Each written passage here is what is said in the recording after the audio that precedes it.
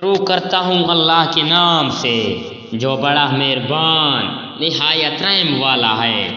جب انہوں نے اپنے اسباب کھولا تو اپنا سرمایہ موجود پایا جو ان کی جانب لوٹا دیا گیا تھا۔ کہنے لگے اے ہمارے باپ، ہمیں اور کیا چاہیے؟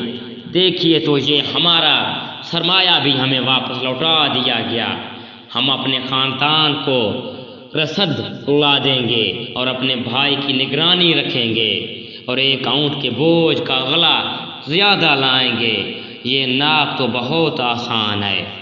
یعقوب نے کہا میں تو اسے ہرگز تمہارے ساتھ نہ بھیجوں گا جب تک کہ تم اللہ کو بیچ میں رکھ کر مجھے قول و اقرار نہ دو کہ تم اسے میرے پاس پہنچا دو گے، سوائے اس ایک صورت کے تم سب گرفتار کر لیے جاؤ۔ جب انہوں نے پکا قول و اقرار دے دیا تو انہوں نے کہا کہ ہم جو کچھ کہتے ہیں اللہ اس پر نگہبان ہے۔ اور یعقوب نے کہا اے میرے بچوں، تم سب ایک دروازے سے نہ جانا بلکہ کہیں جدا جدا دروازوں میں سے داخل ہونا۔ میں اللہ کی طرف سے آنے والی کسی چیز کو تم سے ٹال نہیں سکتا۔ حکم صرف اللہ ہی کا چلتا ہے۔ میرا کامل بھروسہ اسی پر ہے اور ہر ایک بھروسہ کرنے والے کو اسی پر بھروسہ کرنا چاہیے۔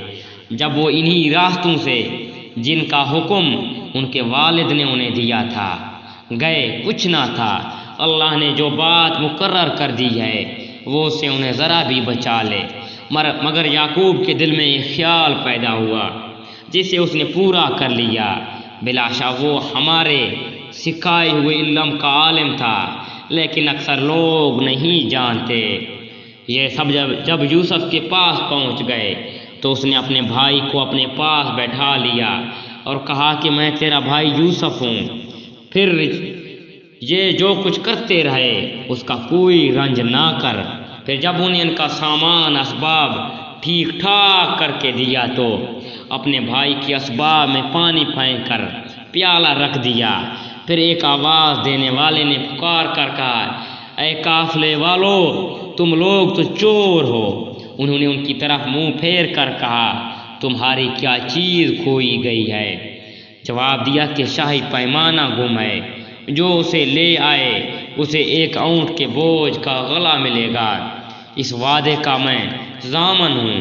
انہوں نے کہا اللہ کی قسم، تم کو خوب علم ہے کہ ہم ملک میں فساد پھیلانے کے لیے نہیں آئے اور نہ ہم چور ہیں۔ انہوں نے کہا اچھا، چور کی کیا سزا ہے اگر تم جھوٹے ہو؟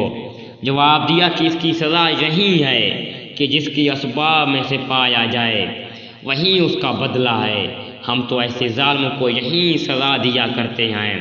پس یوسف نے ان کے سامان کی تلاش شروع کی، اپنے بھائی کی سامان کی تلاشی سے پہلے۔ پھر اس پیمانے کو اپنے بھائی کے سامان سے نکالا۔ ہم نے یوسف کے لیے اسی طرح یہ تدبیر کی، اس بادشاہ کی قانون کی روح سے یہ اپنے بھائی کو نہ لے سکتا تھا مگر یہ کہ اللہ کو منظور ہو جو ہم جس کے چاہیں درجے بلند کر دیں۔ ہر ذی علم پر فوقیت رکھنے والا دوسرا ذی علم موجود ہے۔ انہوں نے کہا کہ اگر اس نے چوری کی، اس کا بھائی بھی پہلے چوری کر چکا ہے۔